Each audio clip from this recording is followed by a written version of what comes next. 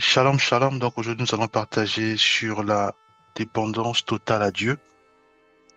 Et bien sûr, nous allons reprendre les questions posées hier. Donc je vais lire ça rapidement. La première question, voilà, la première question, je vais la lire. Est-ce qu'un disciple de Jésus-Christ peut dire, je vais le mettre en prison maintenant de façon préventive avant qu'il ne me vole demain? Deuxième question, peut-il dire, je dois divorcer aujourd'hui avant qu'il ou elle ne me rende entièrement malheureux? La troisième, ou encore dire, je dois le taper maintenant avant qu'il ne me fasse du mal demain. La quatrième, ou encore dire, j'ai confiance à ma maison, bien que j'aime Jésus-Christ. Ma maison équipée de caméras et d'alarmes reliées à la police. Sans ces dispositifs, je ne me sens pas en sécurité et je n'ai pas la paix. Et enfin, la dernière question, est-ce que ce genre de réaction correspond à l'enseignement de Jésus-Christ? Si oui, pourquoi? Sinon, pourquoi aussi? Alors, déjà, si nous posons les questions, si nous réagissons ainsi, ça veut dire qu'il y a un souci. Ça veut dire que nous sommes plus connectés avec Dieu. Nous sommes plus connectés au Seigneur. Et quand nous commençons déjà à poser ce genre de questions, cela veut dire que nous, il n'y a plus d'intimité avec le Seigneur et il y a aussi que nous marchons selon notre raisonnement à nous, c'est-à-dire que de façon charnelle, hein. Et qui dit charnel donc dit tout ce qui est sens, hein. Donc on regarde et on prend des décisions par rapport à nos yeux ou on prend les décisions par rapport à ce que nous entendons. Voyez-vous, donc ça peut être la peur, ça peut être beaucoup de choses. Alors pour cela, prenons quand même un verset qui est très très important. Donc c'est dans Joël 2 verset 12. Je vais lire. Maintenant encore, dit l'Éternel, revenez à moi de tout votre cœur avec jeûne, avec pleurs et avec lamentation. Pourquoi ce verset? Pour la simple raison que nous, en tant que troupeau du Seigneur Jésus-Christ, euh, nous avons pour obligation de laisser Jésus-Christ nous conduire, puisque c'est lui le bon berger. Nous sommes dans sa bergerie, nous sommes ses troupeaux, et c'est lui notre guide. Et si déjà nous, au lieu de laisser Jésus-Christ nous conduire, mais nous prenons des décisions par nous-mêmes, ça veut dire que moi qui suis la brebis, je ne suis pas parmi les brebis du Seigneur, parce que je me suis égaré. Donc il faut absolument que je retourne. Donc je retourne dans la bergerie du, du bon berger, hein, qui est Jésus-Christ. Et c'est pour cela qu'il est absolument important que nous puissions revenir à Christ. D'où ce verset, maintenant encore, dit l'Éternel, revenez à moi de tout votre cœur, avec jeûne, avec pleurs et avec lamentation. Pourquoi revenir à lui? Pour la simple raison que c'est lui seul, hein, le bon berger Jésus-Christ, qui doit nous conduire, qui doit conduire notre barque, qui doit conduire notre maison, qui doit conduire notre corps, et non notre pensée charnelle, et non nos décisions charnelles. Voyez-vous, prenons Zacharie 1, verset 3. Dis-leur donc, ainsi parle l'Éternel des armées, et revenez à moi, dit l'Éternel des armées, et je reviendrai à vous, dit l'Éternel des armées. Voyez-vous, donc ici, le Seigneur dit simplement, si nous revenons à lui, et lui revient à nous. Et quand il revient à nous, ça veut dire quoi? C'est lui maintenant qui nous coordonne, qui nous inspire, qui nous guide, qui donne les révélations. Et c'est lui qui met en place notre futur et c'est lui aussi qui nous protège, puisqu'il nous révèle, puisqu'il nous dirige, puisqu'il nous donne des visions, puisqu'il nous parle. Voyez-vous? Alors, si nous sommes sous sa conduite, à ce moment-là, nous sommes protégés. À ce moment-là, il y a la foi authentique à notre bon berger. Puisque souvenons-nous, nous ne sommes que des troupeaux. Nous ne maîtrisons rien. Nous ne disons rien parce que nous ne savons pas ce qui va se passer demain. Voyez-vous, il n'y a que le bon berger qui connaît, puisqu'en fait, le bon berger a une vision, euh, a une grande vision, parce qu'en fait, le bon berger, il voit le futur et anticipe des choses pour ses brebis. Et nous sommes les brebis du Seigneur Jésus-Christ. Prenons Ésaïe 55, verset 7. Que le méchant abandonne sa voie et l'homme d'iniquité ses pensées, qu'il retourne à l'Éternel, qui aura compassion de lui, à notre Dieu, qui ne se lasse pas de pardonner. Voyez-vous? Donc, je ne peux pas, moi, prendre une décision charnelle, une décision euh, qui n'émane pas du Seigneur Jésus-Christ. Voyez-vous? Alors, si je le fais, Dieu me dit à moi de revenir. Il dit que le méchant abandonne sa voie. C'est qui le méchant? C'est tous ceux et celles qui fait le mal à son prochain. Il dit, et l'homme d'iniquité ses pensées. Donc, de tous ceux et celles aussi qui méditent les pensées en mal pour son frère, les pensées, voilà, du mal pour son frère ou pour sa sœur. Il dit qu'il retourne à l'Éternel. C'est quoi retourner à l'Éternel? Ça veut dire que c'est simplement la dépendance à Dieu. Je dis, je maîtrise rien. Je sais pas ce qui va se passer, mais je donne tout au Seigneur. Maintenant, c'est lui qui me guide et c'est lui qui me coordonne. Et quand c'est comme ça, on est sécurisé. Pourquoi? Parce que il va commencer, il sait que nous avons la foi en lui et il va commencer à nous parler, soit par les sens, par des visions, nous donne la direction à suivre, les décisions à prendre. Voyez-vous? Le Seigneur nous veut simplement que nous puissions revenir à lui. Prenons Osée 14, verset 2. Reviens, Israël, à l'Éternel, ton Dieu, car tu es tombé par ton iniquité, par ton iniquité. Voyez-vous? Donc ici, l'iniquité, c'est quoi? C'est simplement euh, le péché qui devient un mode de vie. Et on protège le péché par beaucoup de versets bibliques, hein. Je prends un exemple qui est très simple. J'aime par exemple apprécier, euh, j'aime apprécier par exemple, on va dire les voleurs à la télé, ou j'aime apprécier les gens qui font du mal à la télé. Voyez-vous? Mais je protège cela en disant que non, non, c'est, voilà, je fais rien, c'est pas moi qui agis, je regarde. Mais j'aime regarder cela. Et non de prier pour ceux-là, ceux et celles qui font du mal, pour que Dieu les guérit ou bien les restaure ou les délivre du mal. Mais au contraire, moi, je les regarde. Et je prends plaisir à regarder tous ceux c'est qui font du mal. Voyez-vous? Ça devient l'iniquité, puisque à force de le faire constamment, ça devient l'iniquité. Alors ici, Dieu dit, reviens Israël à l'Éternel, ton Dieu, car tu es tombé par ton iniquité. L'iniquité, ça peut être l'orgueil. L'orgueil, ça devient le mode de vie. Ça peut être parler durement à une personne. Ça peut être beaucoup de choses. Alors prenons Malachie 3, verset 7. Depuis le, depuis le temps de vos pères, vous vous êtes écartés de mes ordonnances et vous ne les avez point observées. Revenez à moi et je reviendrai à vous, dit l'Éternel des armées. Voyez-vous, le Seigneur parle de ces ordonnances, donc les règles, là, simplement, de bon sens. Aime ton prochain comme toi-même, aime ton Dieu, de tout ton cœur, toutes tes pensées, toute ta force. Voyez-vous? Alors, le Seigneur dit simplement que depuis le temps de vos pères, vous vous êtes écartés de vos ordonnances, de mes ordonnances, et vous ne les avez point observées. Revenez à moi et je reviendrai à vous. Cela concerne tout le monde. Voyez-vous, si nous parlons durement à un frère, si nous commençons à prendre des décisions charnelles, c'est aussi ça. Donc nous sommes écartés du Seigneur. Nous sommes écartés de sa bergerie.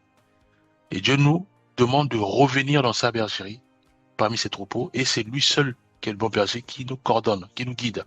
Il dit qu'il prend plaisir à pardonner, voyez-vous. Donc, il demande simplement que nous puissions revenir à lui. Alors, en revenant à lui, à ce moment-là, nous avons la certitude que c'est lui qui nous guide, c'est lui qui nous coordonne, c'est lui qui nous oriente, voyez-vous. Ça s'appelle la foi. À ce moment-là, que ma maison ait des caméras ou autre, ma foi maintenant est basée sur Dieu, voyez-vous. Ma foi est basée sur Dieu, parce que c'est lui qui va anticiper les choses en disant, voilà, ah, tu dors pas aujourd'hui, puisque apparemment il y aura des voleurs, il y aura des cambrioleurs, voyez-vous. C'est Dieu maintenant qui me guide, qui m'oriente selon son Esprit Saint. Et c'est aussi lui qui me dit, écoute, prie pour ton mari afin que je le délivre. Voyez-vous, prie pour ton épouse afin que je la délivre. C'est Dieu maintenant qui coordonne. Et non ma propre pensée pour anticiper les choses en disant que voilà, ah, ce monsieur dépense trop d'argent, demain, c'est sûr que avec ce rythme-là, demain, je vais être pauvre. Voyez-vous? Donc, je préfère divorcer. Non, ça, c'est la décision charnelle. Donc, nous devons crier au Seigneur et c'est lui qui nous guide, qui nous parle, qui nous oriente. Et à ce moment-là, Dieu, nous révèle et nous prions pour notre partenaire, nous prions pour notre mari, notre conjoint, notre épouse et Dieu délivre. Voyez-vous, à ce moment-là, il y a pas de divorce puisque Dieu vient de délivrer. Dieu vient de délivrer. Donc, il n'y a plus cette consommation excessive des finances. Alors, prenons Hébreux 11, verset 6. Or, sans la foi, il est impossible de lui être agréable. Donc, il faut que nous puissions avoir la foi en Jésus-Christ. Il dit, car il faut que celui qui s'approche de Dieu croit que Dieu existe et qu'il est le rémunérateur de ceux qui le cherchent. Donc, nous devons manifester la foi uniquement en Jésus-Christ et non aux caméras, et non à notre maison sécurisée, et non parce qu'il y a la police qui est connectée au système de sécurité, voyez-vous. Donc, nous devons premièrement, en tant que chrétien, en tant que chrétienne, manifester une foi ferme en Jésus-Christ, voyez-vous, parce que les policiers peuvent dormir pendant que le voleur rentre. Mais si notre cœur est basé sur Jésus-Christ, c'est lui qui va nous réveiller en disant, voilà, réveille-toi. Apparemment, on risque de cambrioler ta maison. C'est Dieu qui parle, parce que Dieu, il est esprit. Prenons 2 Corinthiens 5, verset 7. Car nous marchons par la foi et non par la vue. Voyez-vous. Prenons Romains 10, verset 17. Ainsi la foi vient de ce qu'on entend et ce qu'on entend vient de la parole de Dieu. Donc, nous devons booster notre cœur, faire en sorte de nourrir notre cœur, notre esprit et notre âme de la parole de Dieu. À ce moment-là, nous n'aurons plus ces genres de pensées où il est question d'emprisonner le voleur par anticipation, de peur qu'il me vole demain. Donc, j'ai pas la certitude qu'il va me voler, mais je dis, écoute, comme c'est un voleur, je préfère l'emprisonner maintenant, sans cause. Peut-être qu'il va me voler demain, voyez-vous.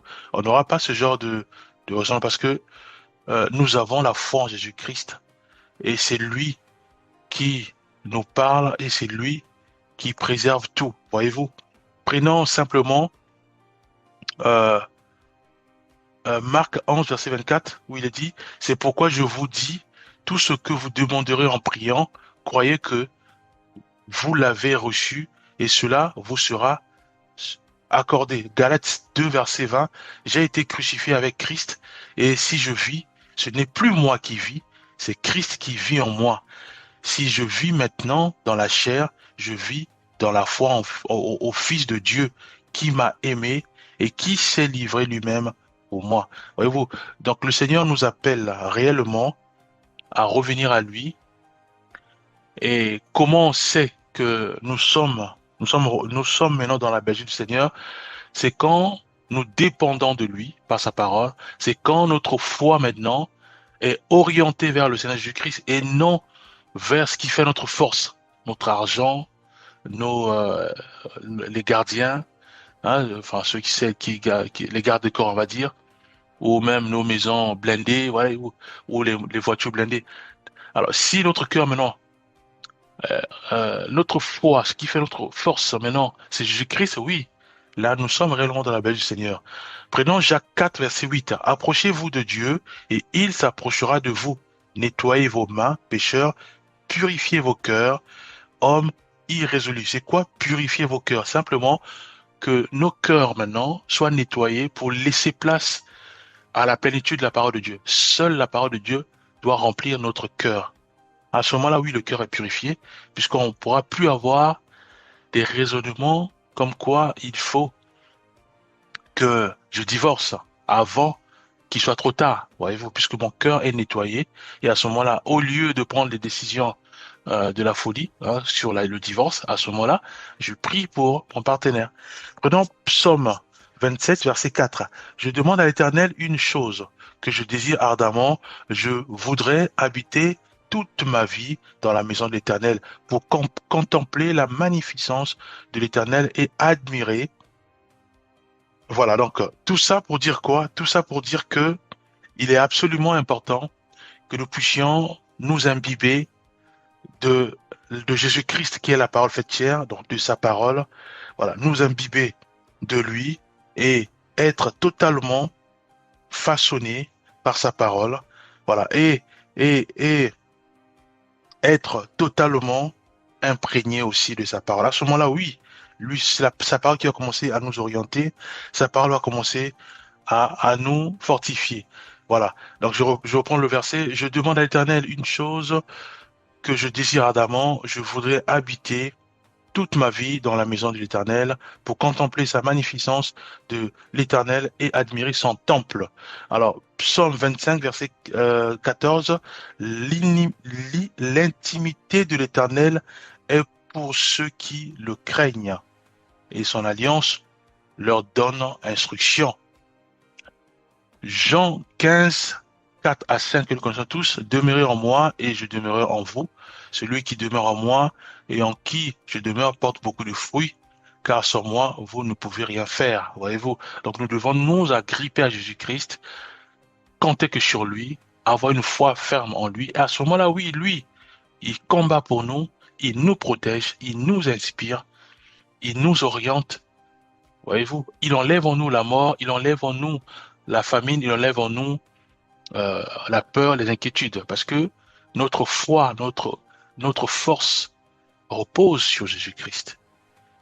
Prenons Psaume 63, versets 2 à 3. Ô Dieu, tu es mon Dieu, je te cherche, mon âme a soif de toi, mon corps soupire après toi. Dans une terre aride, desséchée, sans eau, ainsi je t'ai contemplé dans le sanctuaire, voir ta puissance et ta gloire, voyez-vous.